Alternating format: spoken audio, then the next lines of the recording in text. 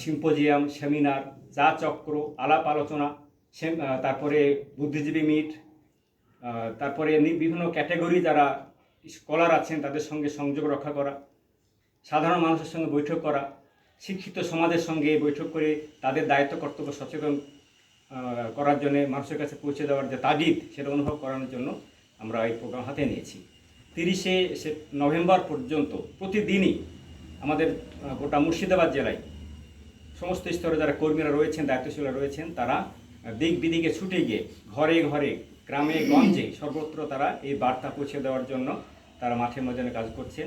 আমরা চাইছি মিডিয়ার মাধ্যমেও সমস্ত স্তরের মানুষের কাছে এই যে একটা উদাত্ত আহ্বান, যে একজন প্রতিবেশী আর একজন প্রতিবেশীর অধিকার বুঝে নেবে এবং বুঝিয়ে দেবে এবং পরস্পরকে সম্মান জানাবে